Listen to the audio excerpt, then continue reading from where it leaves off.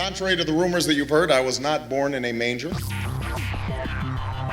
I was actually born on Krypton and sent here to save the planet Earth. We cannot continue to rely only on our military in order to achieve the national security objectives that we've set.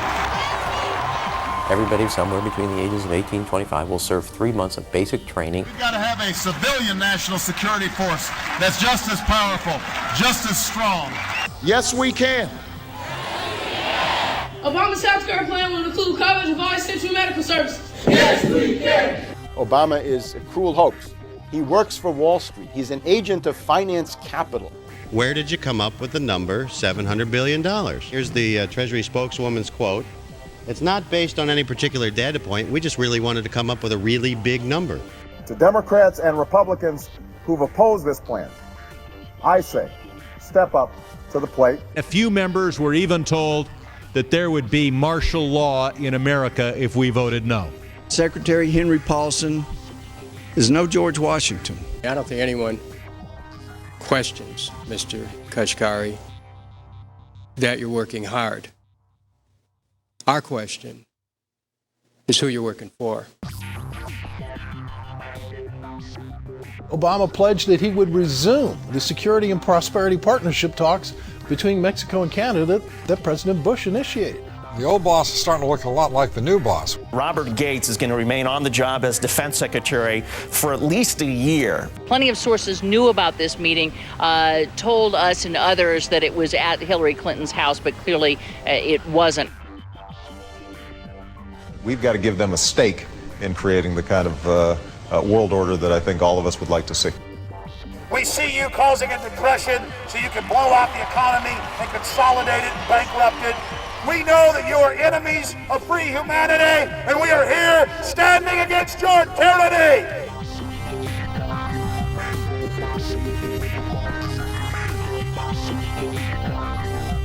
The Obama deception. The truth strikes back.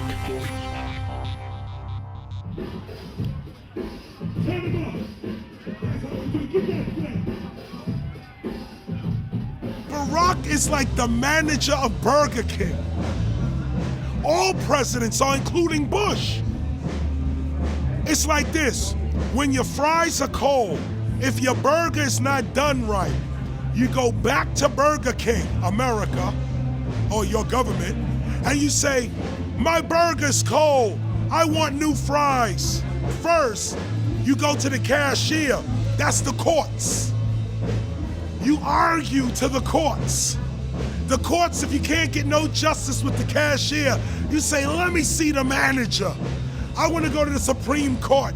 I want to see the president. The manager comes out. Hi, what can I do for you? Now the manager can override the decisions of the cashier, but you never get to see the franchise owner of Burger King. If you really have a problem with your burger, you need to go see the franchise owner. We need to go to the top or to the bottom.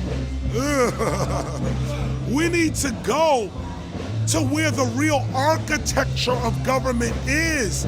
And it's not in a president, it's in a global scheme.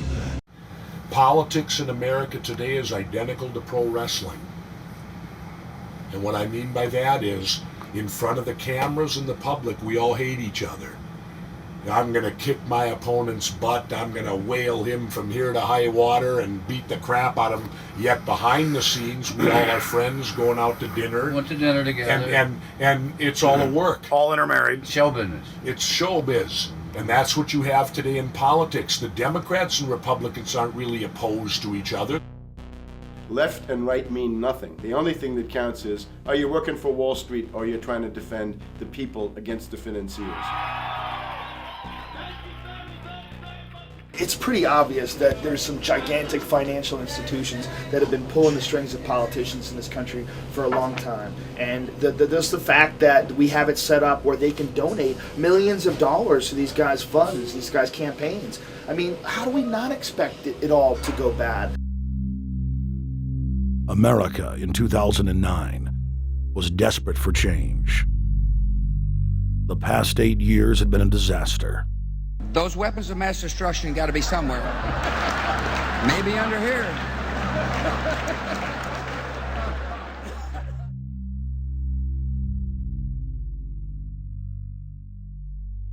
George W. Bush, who had claimed to be a conservative, had tripled the size of the federal government, shredded the Constitution, and destroyed the image of the United States worldwide. Nope, no weapons over there. Endless wars, over 1 million dead Iraqis, and more than 5,000 dead U.S. troops. The Patriot Act, warrantless domestic wiretapping and spying, the end of Posse Comitatus, the rise of the treasonous North American Union,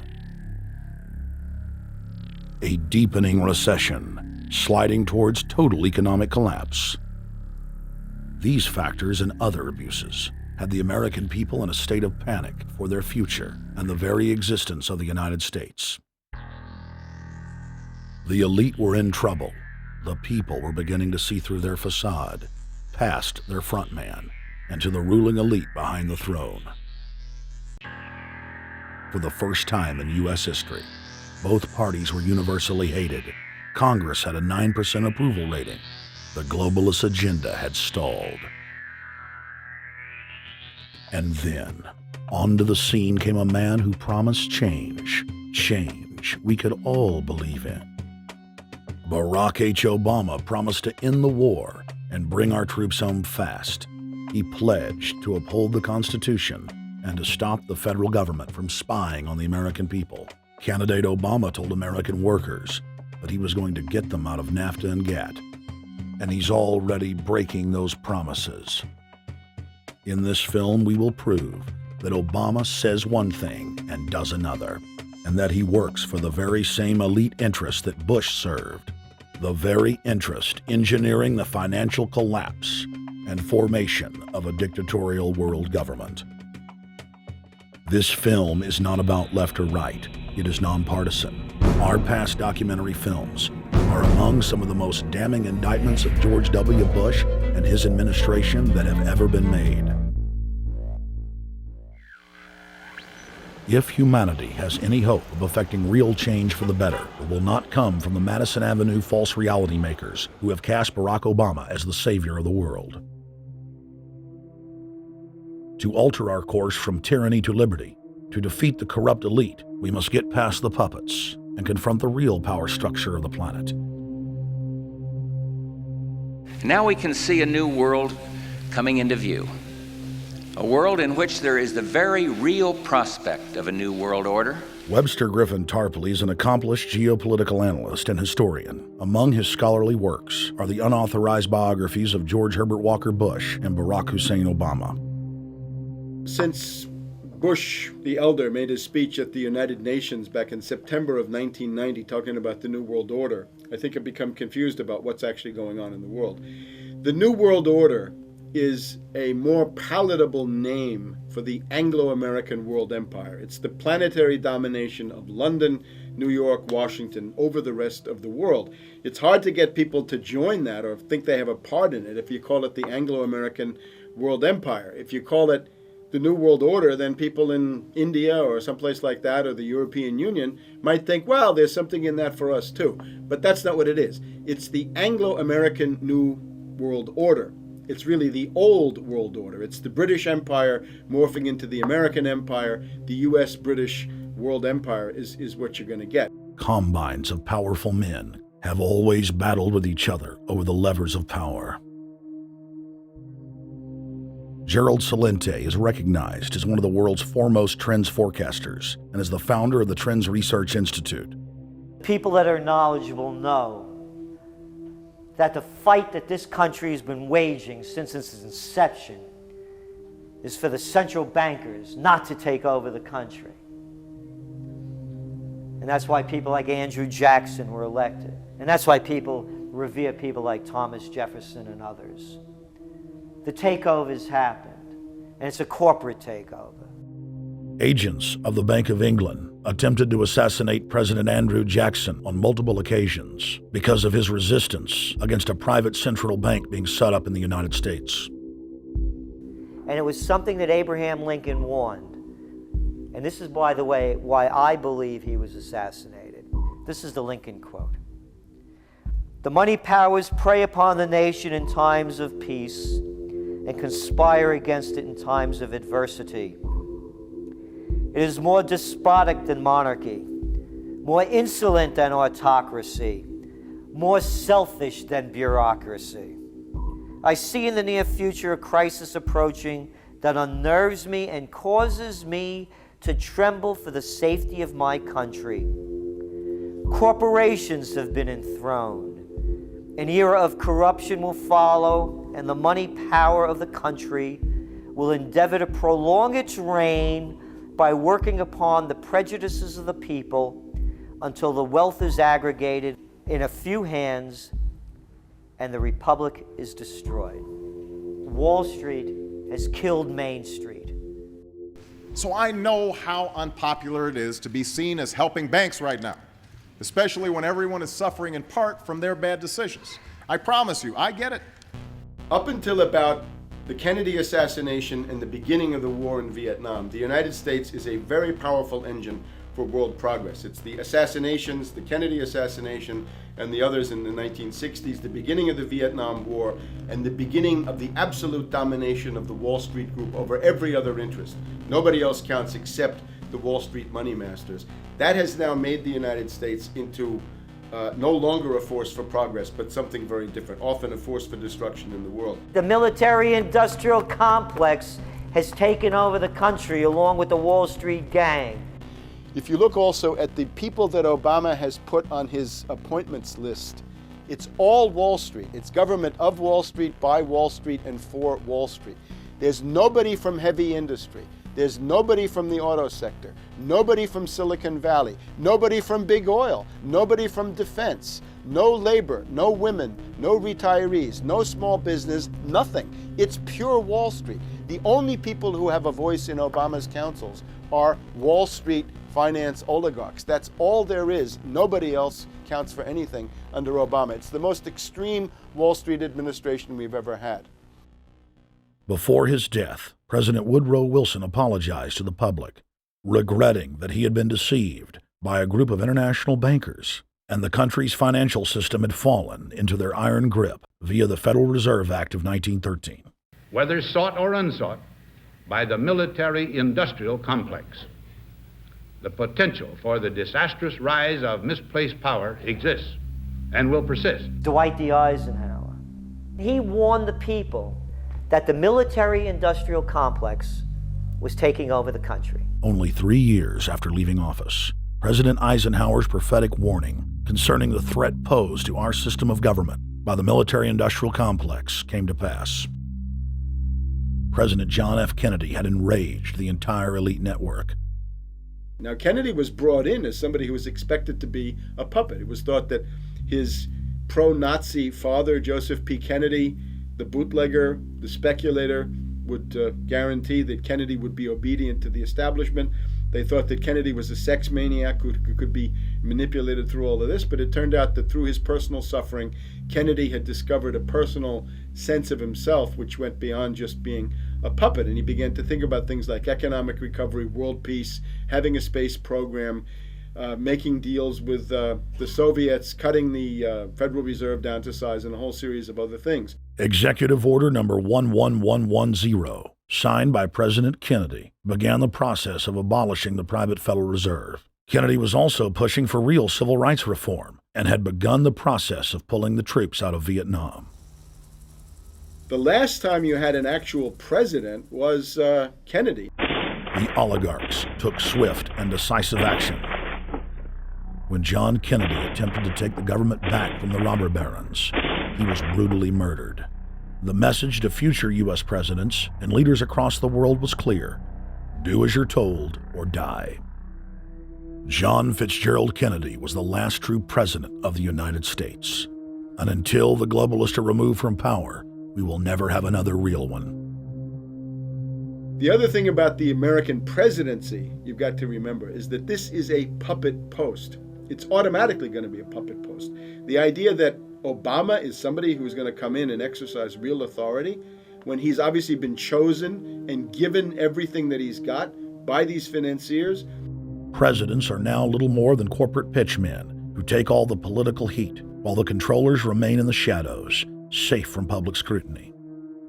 Hip-hop icon KRS-One is not just known for selling millions of albums. He has led a tireless crusade against youth violence and has been a strong voice for human rights. If they controlled it before, what makes you think they're not controlling it now? The country was on a verge of revolution. They threw a black man up. Now we like this. They give him the money, they give him the bundling, they give him vote fraud, they give him the media whores, they give him goons, they even have elected officials making threats to put people in jail if they criticize Obama in public. All of this is the mark of a puppet.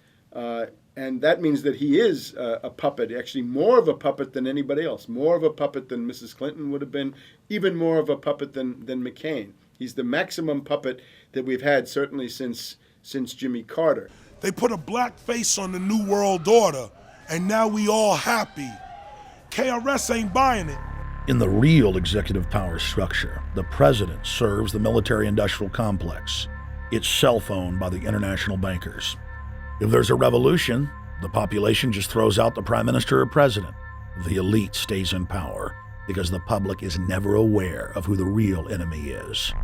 In Evian, France in 1991, standing before the Bilderberg Group, the apex of the world government power structure, David Rockefeller defined the New World Order as a system of world government serving the international banking elite. For decades, the banker-owned media would attack anyone who dared to warn the public that a dictatorial world government was being constructed right under their nose, and that national sovereignty was being deliberately destroyed. And now, after years of denial, the media and the elite themselves are proudly announcing that not only is world government real, but it is the answer to the financial crisis that they carefully engineered. Suddenly, the Wall Street Journal tells us that the North American Union is here, and that getting rid of the dollar for a common currency with Canada and Mexico is good. The Financial Times of London, published by a member of the Bilderberg Group, crowed that a dictatorial world government had been kept in the shadows for our own good, and that it was now time for it to emerge from behind the curtains of national security. White House Chief of Staff Rahm Emanuel stated on record that they can't let this crisis go to waste. You never want a serious crisis to go to waste. And what I mean by that, it's an opportunity to do things that you think you could not do before. And Henry Kissinger, who gave Barack Obama his first job out of college, told national television that the economic collapse was a great opportunity to bring in the New World Order. He went on to say that Barack Obama was the perfect person to sell it to the world. But he can give a new impetus to American foreign policy, partly because the reception of him is so extraordinary around the world. I think his task will be to develop an overall strategy for America in this period when really a new world order can be created. It's a great opportunity. It isn't just a crisis. In June of 2006, our team traveled to Ottawa, Canada, to gather intelligence on the shadow government's agenda for the coming years. I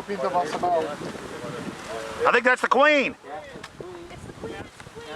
Investigative journalist and best-selling author Daniel Estulin had been tracking the Bilderberg Group for more than 16 years.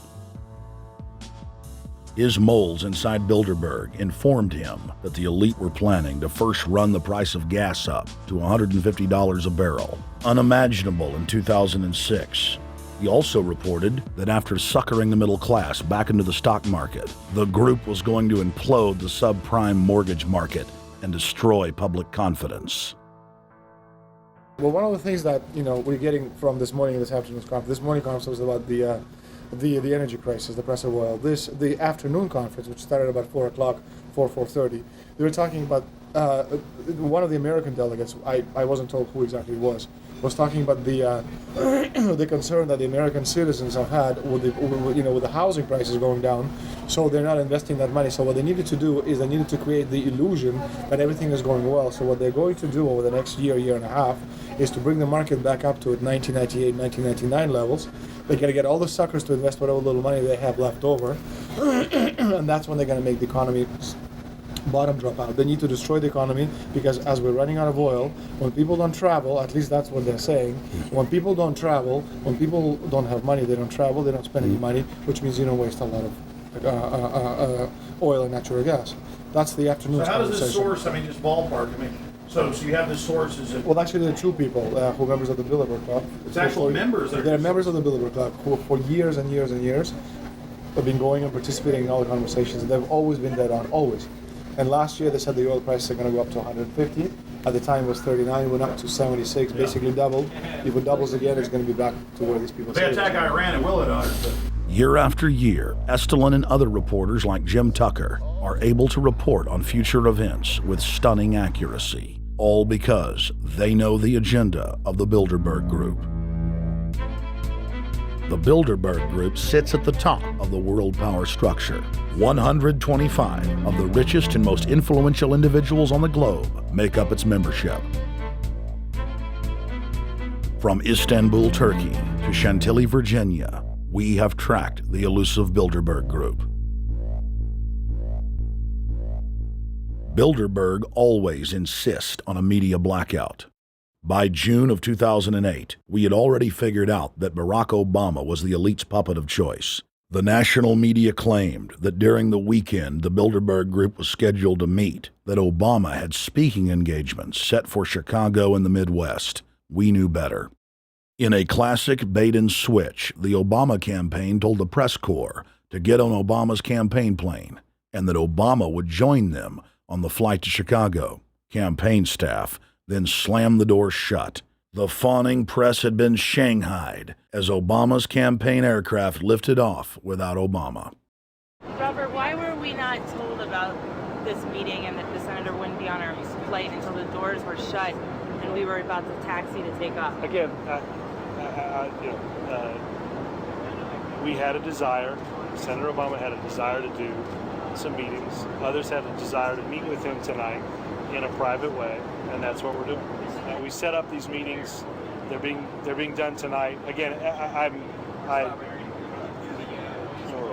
Is there more than one meeting? Is there more than one person with whom? I'm not going to get into all the details of the meetings. I don't know that I've got a ton more different answers for all of your questions. Obama wasn't going to Chicago. He had a meeting to attend, a secret meeting. Initially, it was believed that the secret meeting took place at Clinton's Washington, D.C. home. Obama's spokesman denied that, but won't confirm where the former rivals met. He also declined to comment on their topics of discussion. For a day and a half, the mainstream media engaged in a wild goose chase, trying to find out where Hillary and Obama had gone. 3 cover stories later, the corporate press had to admit they had no idea where the 2 candidates had gone. And to this day, Clinton and Obama aren't talking. Plenty of sources knew about this meeting, told us and others that it was at Hillary Clinton's house, but clearly it wasn't. In 2008, the trail led us to the Westfields Marriott Hotel, right outside Washington, D.C. We just flew into Washington, D.C. We're driving to the Westfields Marriott. Tomorrow, the hotel's closed throughout the week into the weekend for the Bilderberg Group meeting. We're going to check in the night before. They're going to kick us out tomorrow. So we're going directly into the belly of the beast. The hotel will be filled with at least 5 spy agencies: CIA, Defense Intelligence, Mossad, European Union security. We checked into the Westfields Marriott 48 hours before hotel guests were scheduled to be thrown out ahead of the annual meeting. The building was nestled in the heart of the military-industrial complex, with the National Reconnaissance Office and Raytheon just a stone's throw away.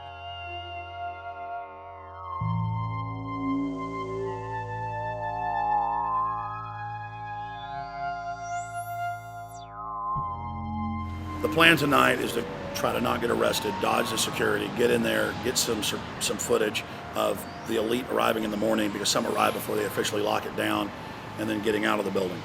That's our plan. I'm also going to be getting a call by a international syndicated radio show, Coast to Coast AM with George Noory, and all week he's getting briefings from me every night about things as they develop.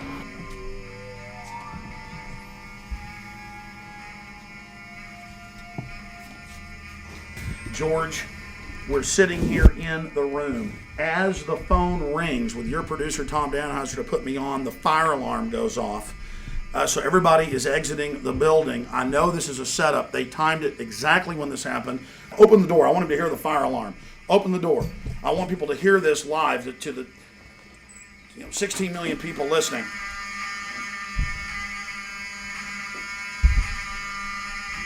George, do you hear that? Now, they're going to use this as an excuse. The Westfields Marriott, right outside D.C. in Chantilly, they want to use this to flush us out of here. They're very upset. Everybody that covers Bilderberg, I was detained 2 years ago, interrogated, screamed at. They said Bilderberg was upset about me, wanted to stop us.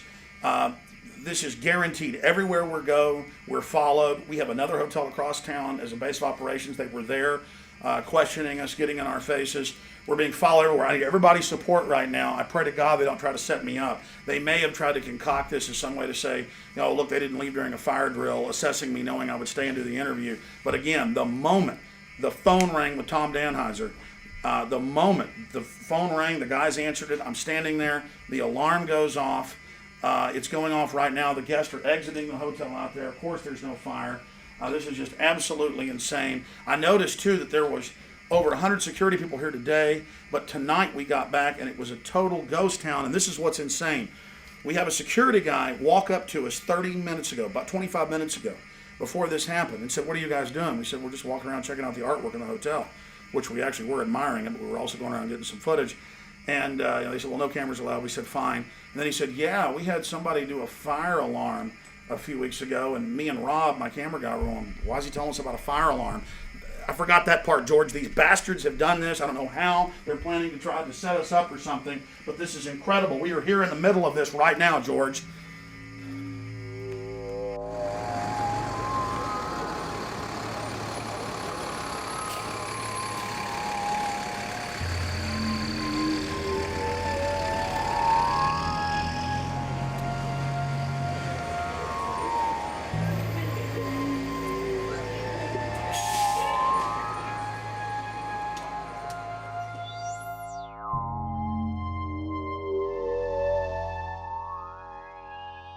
There you go. Stay there. Keep it locked.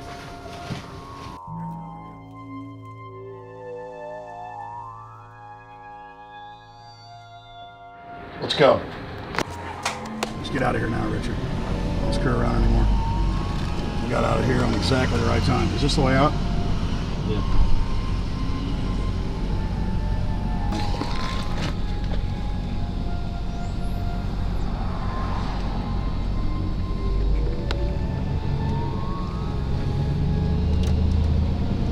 We got a car right behind us.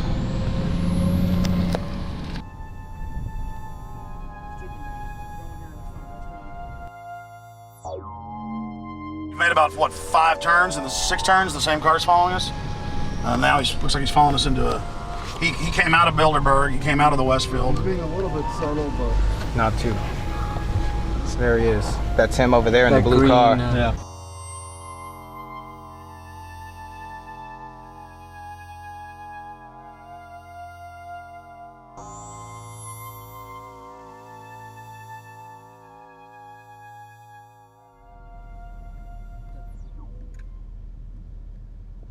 We're headed back to the Marriott here in Chantilly, Virginia, the scene of Bilderberg 2008.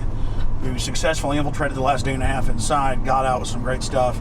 We've been tailed, and now we're going back to cover the dignitaries, the elitists, as they arrive. And right now is the prime time for them to start arriving for the next 3-4 hours. We took about a 30-minute break. I'm sure we missed a few, but it doesn't matter. So we've got scores of people that just organically are listeners, info warriors that are out here taking action.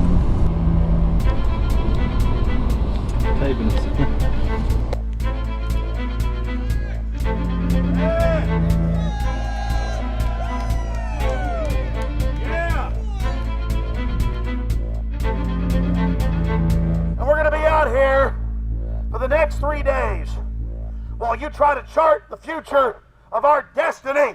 We're taking our destiny back. You're not our gods or our masters. We witnessed at least 7 convoys of armed Secret Service entering the Westfields Marriott, and internal sources confirmed that both candidates did attend at least one meeting inside the conference. While the Bilderberg Group was 100% successful in 2008 at keeping their name out of the mainstream media, they did not fare as well when it came to the exploding independent press. During the entire 2-day event, anti-New World Order protesters and alternative media encircled the hotel. You are being exposed everywhere! From David Rockefeller, from John Edwards, from Bill Clinton. Your game of secrecy is over! You're gonna pay! Get him! It's up close! You piece of filth! You piece of trash! This is Bernanke, man! Bernanke, you're going down!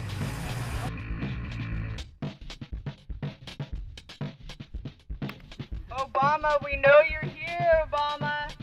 You cleared your schedule for the next 3 days. We know you're in Virginia.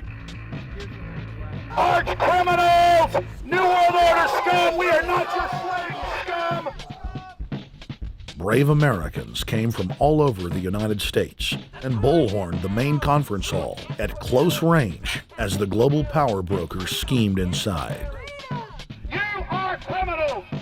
You control the central bank, you control the currency, and you're turning our beautiful country and world into a nightmare! The global elite are desperate to keep their organizational meetings a secret. They are keenly aware that if the population discovers that policy is being developed covertly by powerful special interest, the people will revolt. It is our duty to expose these criminals. It's a criminal act under federal law for federal officials to have private meetings to discuss world policy with non-federal workers.